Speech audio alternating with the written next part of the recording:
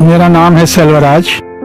मैं कन्याकुमारी के पास एक गांव का रहने वाला हूं और मेरे 2 बच्चे हैं, एक बेटा एक बेटी।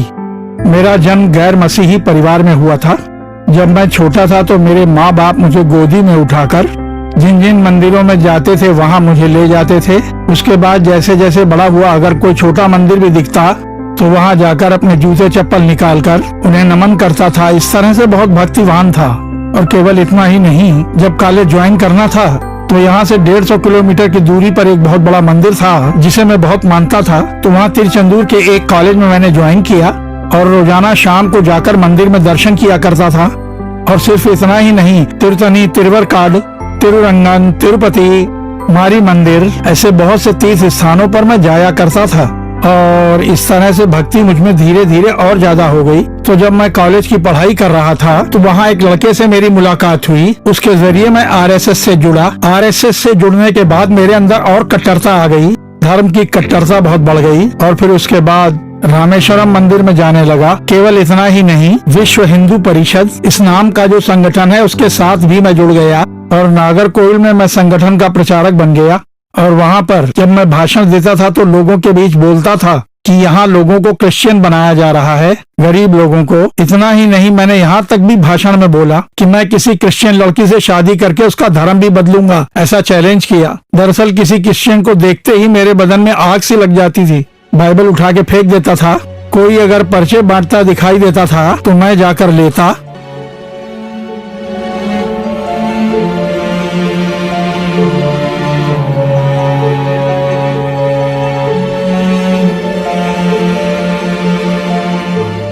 और फाड़कर उसी के मुंह पर फेंक देता था। उन लोगों को खरी खोटी सुनाकर मैं उन्हें वहाँ से भगा देता था। बहुत गाली देता था कि ये क्या, जब देखो यीशु के बारे में बोलने चले आते हो। उन्हें मैं बहुत दुत्कारता था। इस तरह से मेरी जिंदगी गुजर रही थी। कॉलेज की पढ़ाई के बाद करीब 8 साल के बाद मुझे सरकारी नौकरी मिली। वेलफेयर ऑफिसर की पोस्ट थी और तूतुकुड़ी जिले में मैंने नौकरी ज्वाइन की। और सरकारी नौकरी मिलने के बाद भी मेरे अंदर से कट्टरपंथी दूर नहीं हुई।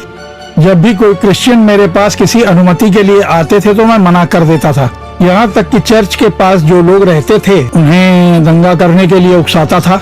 और इस तरह से बहुत सारे कार्य क्रिश्चियन लोगों के मैं अटका दिया करता था। और इसी दौरान नाल मावड़ी में दरार की प्रार्थना सभा करने के लिए मोहन सिंह लाजरस एक भवन बना रहे हैं, मैंने सुना। तब मैंने सोचा कुछ भी करके इस काम में रुकावट डालनी है और मैंने पास में ही बदली करवा ली, क्योंकि मैंने उनके काम में रुकावट डालने की ठान ली थी। बस मैं उसके लिए कोई ना कोई कारण ढूंढ रहा था। और कुछ दिनों के बाद ही वहाँ की जांच पड़ताल करने के लिए क्रिश्चियन अधिकारियों के साथ मुझे वहाँ जाने का मौका मिला। वहाँ पर मैंने नक्शे के हिसाब से पूरी जांच की, प्लान अप्रूवल वगैरह देखा, सब कुछ ठीक ठाक था।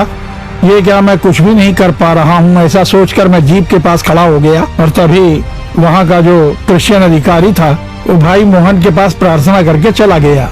और तभी भाई मोहन सिंह लाजरस जो दूर खड़े थे वो जीप के पास आए और उन्होंने कहा, आओ तुम्हारे लिए भी प्रार्थना करता हूँ, कहकर बुलाया। मैं पहले से ही बहुत गुस्से में खड़ा था। उन्होंने जैसे ही कहा, मैंने कहा मुझे नहीं करवानी, मुझे भी धोखा देना चाहते हो। जो तुम्हारे नाम की माला जपते हैं ऐसे किसी और इंसान को ढूंढो जाके, ऐसा बोल के झाड़ दिया। और भाई मोहन सिंह लाजरस मुस्कुराते हुए वहाँ से चले गए। और मेरे साथ जो अधिकारी गए हुए थे, हम लोग जीप में बैठकर वहाँ से आ गए। और उसके बाद ब्रदर मोहन सिंह लाजरस से कुछ पूछने के लिए मैंने उन्हें अपने ऑफिस बुलाया और वो सुबेरे 10 बजे मेरे ऑफिस आ गए। मैंने उन्हें 3 बजे तक बैठाए रखा क्योंकि मैं अपने मन की भड़ास निकाल रहा था। और वो आकर बाहर बेंच पर बैठे हुए थे। इतना सब होने के बाद भी मेरे मन को शांति नहीं मिली। उसके बाद मैंने सोचा कि खैर अब छोड़ो। उनसे मैंने ऐसा एक स्टेटमेंट लिया कि जब भी मैं बुलाऊं आपको आना होगा, ठीक है, कहकर वो चले गए। किस तरह से कुछ न कुछ अड़ंगा डाल के मैंने दूसरी कई जगहों के काम रुकवाए हैं। क्रिश्चियनिटी के विरोध में काम किए, इसके विरोध में कुछ नहीं कर पा रहा हूँ, खल रहा था। मैं अपने सरकारी काम को जितनी महत्वता दिया करता था उससे भी ज्यादा कुछ भी करके इस काम को रुकवाने की महत्वता दे रहा था। कोई कारण बताकर इस काम को रुकवाने की मैं योजना बना रहा था। लेकिन लाख कोशिशों के बाद भी मैं उनका काम रोक नहीं पाया। वैसी परिस्थिति में जैसा मैंने भाषण में कहा था कि किसी क्रिश्चियन लड़की से शादी करूंगा और शादी के बाद उसे मैं अपने धर्म में बदलूंगा, ठीक वैसे ही एक क्रिश्चियन लड़की से एक शादी के मंडप में सबके सामने मैंने शादी की। वैसे भी जब मैं अपने ऑफिस से लौटता था तो शराब पीकर आया करता था, बहुत नशे में रहता था और नशे में ही जब मैं पत्नी को बहुत दुख दिया करता था तो वो बहुत रोया करती थी। मेरे इस प्रकार के जीवन में अचानक से एक भयंकर बीमारी लग गई। करीब करीब 20 साल तक मेरे पेट में दर्द उठता रहा और वो दर्द अचानक से उठने लगता था और जैसे ही पेट में दर्द होता मैं खड़ा नहीं हो पाता था, बस लेट जाता था और जोर से पेट पकड़कर रोने लगता था, लगता जैसे कोई आंतें निकाल रहा हो। और उसके बाद कुछ ही देर में बेहोशी आ जाती और 1 घंटे तक बेहोश पड़ा रहता था। वैसी हालत में लूज मोशन भी हो जाता था। इस तरह जब कभी मैं बाइक से जाता था या बस से जाता था या दफ्तर में रहता था तब भी मैंने बहुत ज्यादा दुख उठाए। इस बीमारी से ठीक होने के लिए मैंने कई मंदिरों में जाकर दर्शन किए, लेकिन मुझे कहीं भी आराम नहीं मिला। चाहे कितनी भी तकलीफ हो, लेकिन हर साल नए साल के दिन सुबह उठकर तिरुचेंदूर के मंदिर में जाके पूजा करता था। सन 1995 जनवरी की 1 तारीख को जब मैं सुबह सुबह जाने की सोच रहा था, सिर में बहुत दर्द होने लगा, मैं जा नहीं पाया। काफी तकलीफ के बाद दोपहर में उठकर गांव के छोटे तालाब में नहाकर मैं अपनी बाइक पर जाने लगा।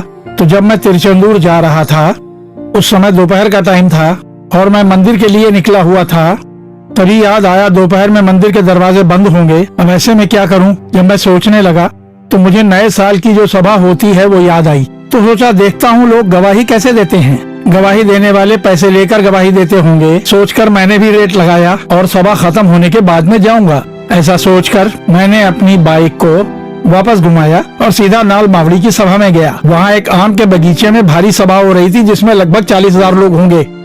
मैं लोगों की भीड़ में जाके पीछे खड़ा हो गया और उस समय भाई मोहन सिंह लाजरस अपना प्रचार खत्म करने वाले थे और उसके बाद उन्होंने कहा कि अब प्रभु से आप जो मांगेंगे आपको मिलेगा, यीशु से जो मांगना है मांगो, इस प्रकार से उन्होंने कहा। यह सुनकर मैंने भी धीरे से अपनी समस्या के बारे में कहा कि यीशु, मेरे पेट में एक लाइलाज दर्द होता है, सर में दर्द है, शराब की आदत है, इनसे मुझे छुटकारा चाहिए। तुरंत ही देखिए भाई तो आंखें बंद करके बोल रहे हैं और प्रभु बार बार उनसे मेरा नाम बुलवा रहे हैं। ये सेल्वराज कौन है? सेल्वराज के पेट का दर्द, सर का दर्द और शराब की जो आदत है, इन सबसे यीशु छुटकारा दिला रहे हैं। ये क्या जो मैंने यीशु से मांगा वही बात मेरे बोलने से पहले ब्रदर बोल रहे हैं। तभी मैंने यीशु को आकाश से उतरते हुए देखा। मेरी आंखें बंद नहीं थी, अपनी खुली आंखों से मैंने देखा। तभी मुझे ऐसा लगा जैसे कोई छू के मुझे पीछे निकला हो। मुड़ के देखा तो पीछे कोई नहीं था। ठीक वैसे ही मैंने सामने से किसी को जाते देखा।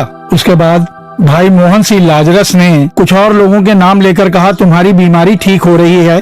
उसके बाद वो लोग गवाही देने के लिए मंच पर गए। सेल्वराज के नाम पर कोई नहीं गया क्योंकि मैं वहाँ न जाकर वापस अपनी बाइक लेकर तिरुचेंदूर मंदिर जाने के लिए निकल गया। जब मैं जा रहा था मेन रोड पर होते हुए मुझे पता ही नहीं चला कि कब मैं अलवातिनी पहुंच गया। उस 1 तारीख की युवा प्रार्थना सभा में अनजाने में ही शामिल होने के बाद मेरे पेट में जो दर्द होता था, मेरे सर का दर्द, शराब की आदत, ये सब दूर हो गई। उसके बाद मेरे पेट में कभी भी दर्द नहीं उठा। इतना ही नहीं, मेरे मन के अंदर भी एक बदलाव सा आ गया। किसी से नफरत नहीं करनी चाहिए, सबसे प्रेम करना चाहिए, ये मैं जान गया। पहले मैं अपने दफ्तर के अंदर सबसे चिढ़ा करता था। कोई फाइल आती तो उसे उठाकर फेंक देता था। कभी चपरासी को आने में देर हो जाती तो उस पर चिल्लाने लगता था। चाहे कोई भी हो मैं उस पर गुस्सा हो जाता था। लेकिन अब मेरा मन बदल गया है। यहाँ तक कि घर में भी सुख शांति नहीं थी, बहुत लड़ाई झगड़ा होता था। मैं अपनी पत्नी से प्रेम से बात करने लगा, पहले गुस्सा किया करता था। इस प्रकार से मेरे जीवन में बदलाव आया। मेरे मन में एक संतुष्टि आ गई। उसके बाद मैंने यीशु को अपना उद्धारक बना लिया। वही एक सच्चे परमेश्वर है मानकर उन्हें अपना लिया। उसके बाद सभा में जाकर मैंने बपतिस्मा लिया, यीशु से मेल मिलाप किया। केवल इतना ही नहीं, मेरी सरकारी नौकरी में भी यीशु ने आशीर्वाद दिया। मेरी पदवी में उन्नति दिलाकर डिप्टी कलेक्टर बनाया। करीब 7 सालों तक मैंने डिप्टी कलेक्टर की हैसियत से काम किया। फिर मैंने रिटायरमेंट ले लिया। पहले एक जमाने में यीशु नहीं चाहिए ऐसा मंच पर भाषण दिया करता था। वहाँ पर लोगों के बीच में भाषण से नफरत फैलाने वाला मैं आज के दिन यीशु ही सच्चे परमेश्वर हैं ऐसा बोल बोल के लोगों में प्रचार करता हूँ।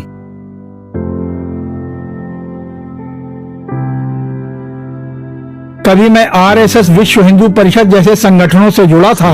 यीशु नहीं चाहिए ऐसा बोलने वाले मुझको यीशु खोजते हुए आए और मेरे लिए चमत्कार किया। मुझे सुख शांति प्रदान करने वाले परमेश्वर को करोड़ों करोड़ धन्यवाद।